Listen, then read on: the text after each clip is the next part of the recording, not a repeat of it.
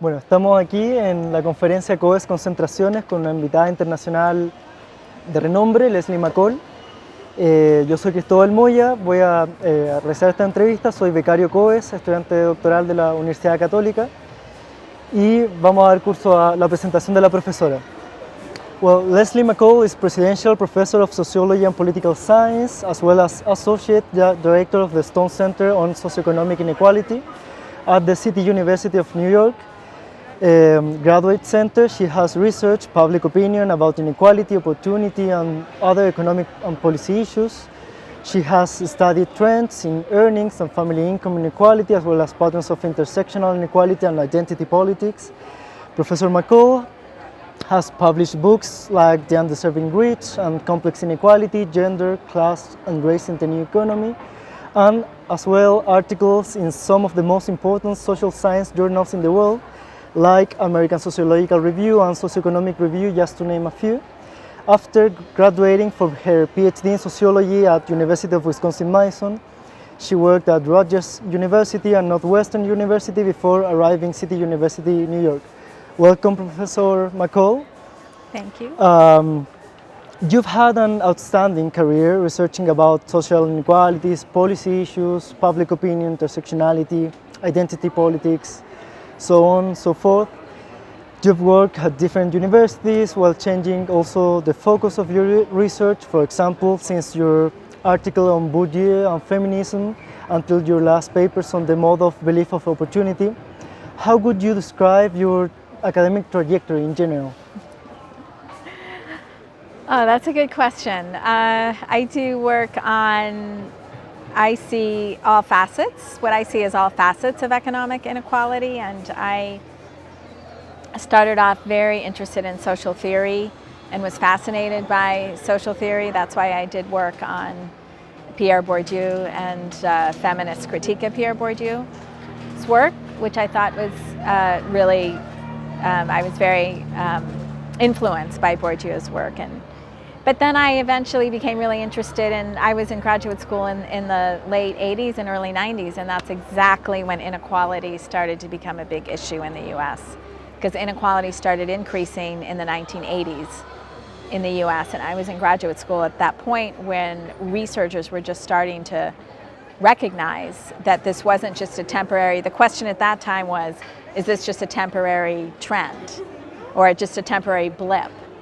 And there was so much interest in it, and the results of the research suggested that no, it wasn't something temporary, it was something that could be a real structural shift, and that got me interested in studying economic inequality. And actually, the focus of your work has shifted from structural analysis to the study of attitudes. Right.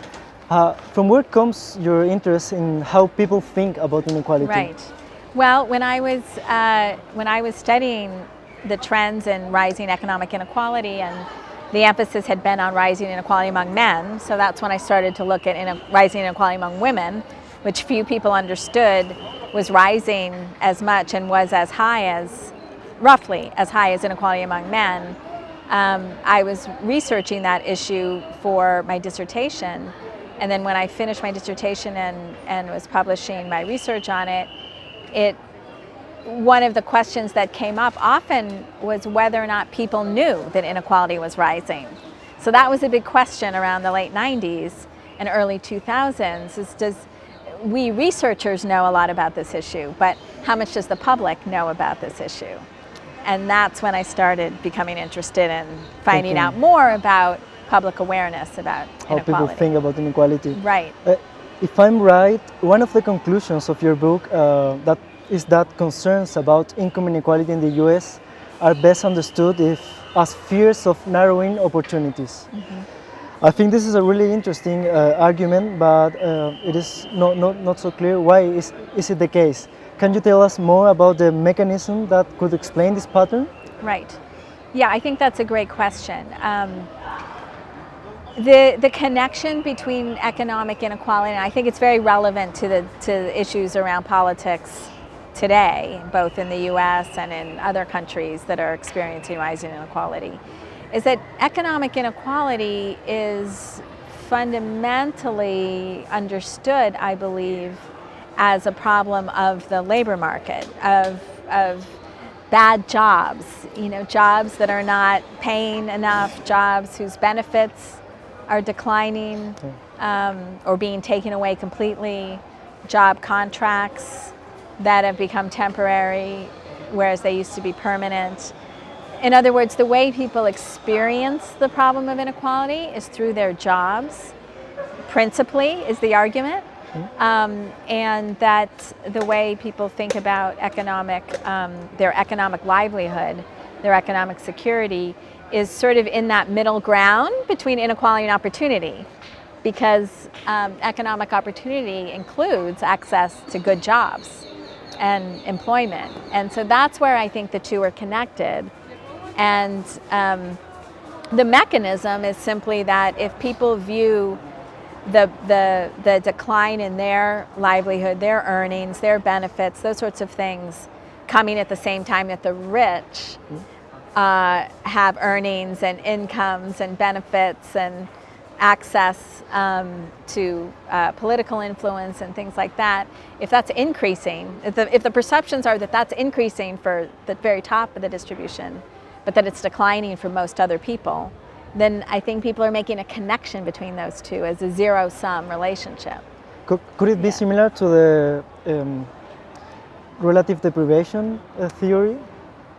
I think it could be, except that we're talking here about absolute. One of the things that's most striking about the rise in economic inequality could rise for a lot of different reasons. So everyone could be doing well, but then the rich are just doing much better, right? Of course. But that's actually not what happened.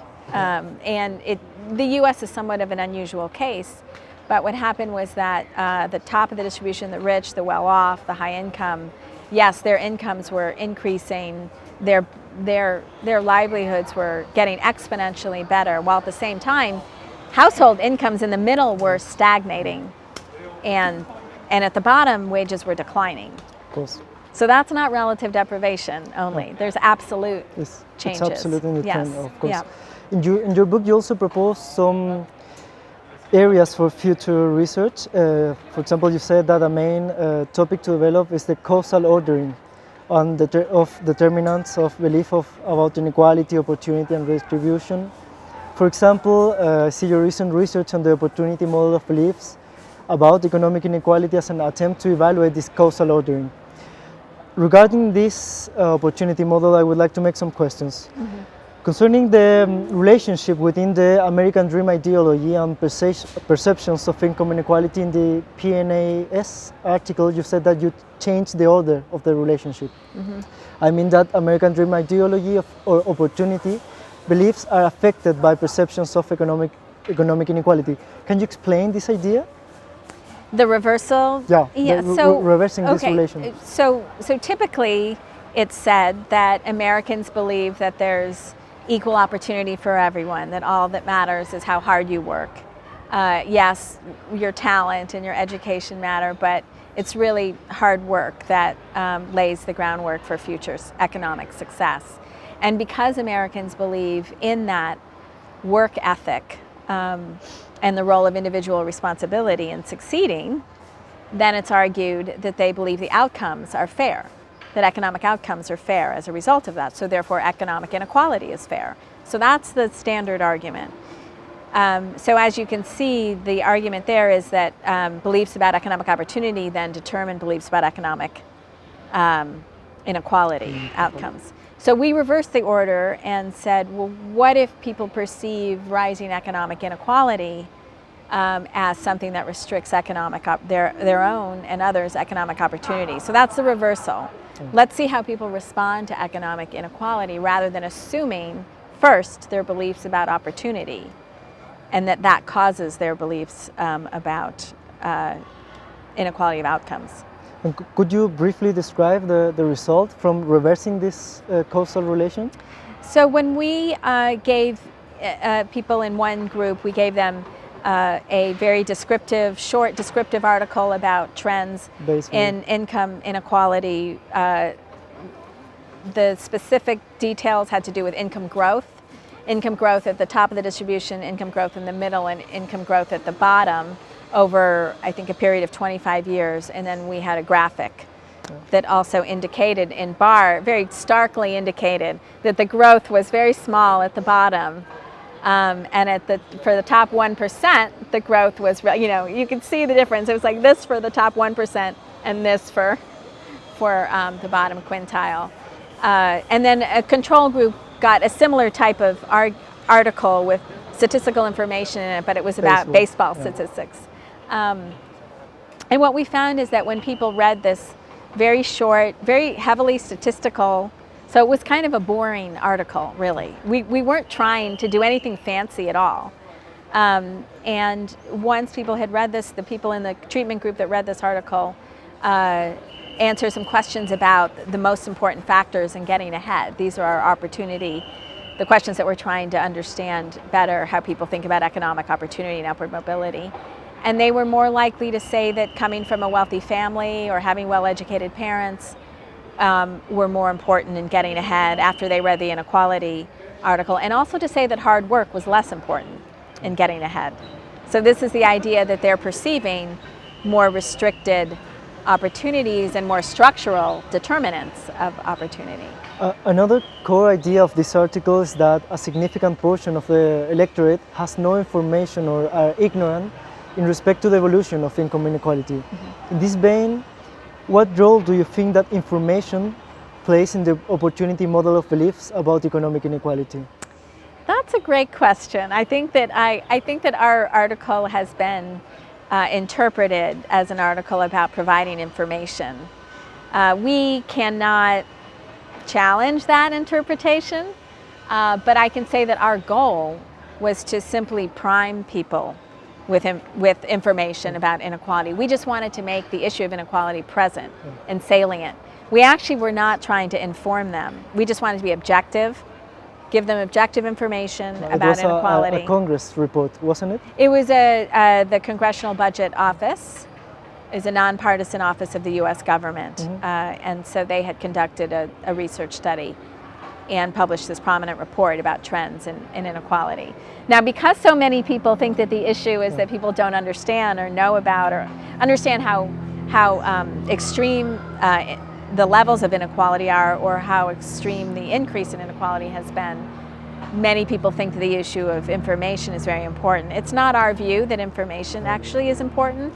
It's what you do with that information and how that information is used. Right. And our argument or our hypothesis from our research really would be that politicians and other elites don't talk about inequality as fundamentally an issue of opportunity. And so that's not about information, it's about how you talk about the importance and consequences of the issue. It's not just the level. Interesting. It's not just the level of inequality or the trend. A last question related to this article. In this article, you use survey experiments in comparison with other social sciences like political science. I don't see a powerful movement in the American sociology to an experimental approach. For example, using field or survey experiments. Do you have the same opinion? What would you think, if so, would explain this trend in the American sociology? So you do see it? You do see a trend, or you do not? No, I don't see this trend in sociology. I think we can see this in political science, for example. Right. But my view is that this isn't so powerful in sociology. That's right. I think that's right. Certainly the field experiments have gotten a lot of attention, and for good reason, because those are really powerful studies by Diva Pager, I have to mention, who has unfortunately passed away. Brilliant sociologist who really put experiments, I think, back on the agenda for sociologists. There are some, I think I see it starting to become more of a method for PhD students. I think a number of PhD students are using these methods now, so that's a positive sign. I think they have limitations, like every method does, so my hope is that it wouldn't become something that that the field of sociology would take over. I think would take over from other fields like psychology. I think economists have tried to also become more experimental. I think that's not necessarily the way to go. I think what we need to do is merge. One of the things we did in that article was merge a more sociological study of inequality, where we used questions that were on the main social surveys, large-scale, representative, probability-based samples of. You used the survey experiments. Yes, and then we didn't make up our own questions. We used existing Previously questions, yes, items, except for a couple of new ones, Interesting. Changing the topic, I'm also interested in the role of sociology for the politics of income inequality as a scientific discipline of sociology. In your book also you say that you try to relate or to find a middle point between the social psychologist's careful attention to concepts and mechanisms and the political scientist's careful attention to the real world macro dynamics. In order to study how people think about inequality, do you think that sociology can occupy this middle point? Can you say us some ideas about how sociology can contribute to the study of the politics of income inequality?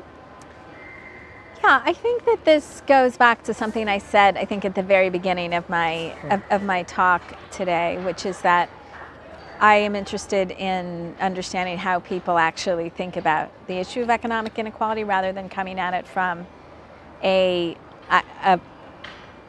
set of assumptions and theories about how people should think about economic inequality, and I think that's what governs the more deductive approach of political scientists, the more macro deductive approach of political scientists and economists.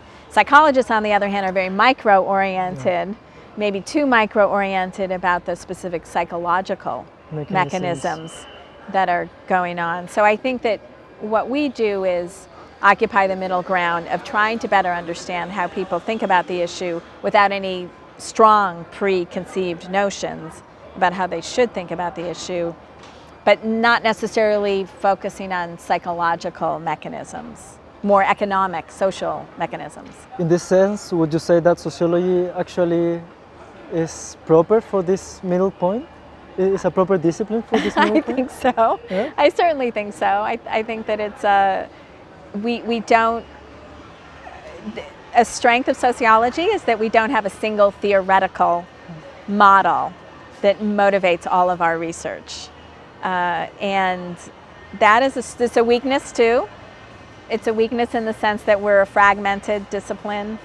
There's not a lot of unity around concepts or goals, theoretical goals and motivations. But on the other hand, it's a strength because it allows us, I think, to examine important social questions in a fresh and new way. Finally, in a context of rising inequality in the US with Trump as a president, what challenges do you see for tackling inequalities in the US at the present? Well, I think the challenge is trying to come up with an approach to solving the problem of inequality or minimizing inequality in a way that is broad-based, that doesn't cater to any particular group of individuals based on race or based on gender or based on even class, because the vast majority of individuals in the US and I think in other countries are disadvantaged by the rise in inequality, because I think this is especially true in the US and some other countries like the UK. Most of the economic growth goes to the very top of the distribution, which means that most of the population is disadvantaged by it. So the challenge is really to find a unifying message that taps into what I think is a very strong and broad concern about inequality and a desire for less inequality.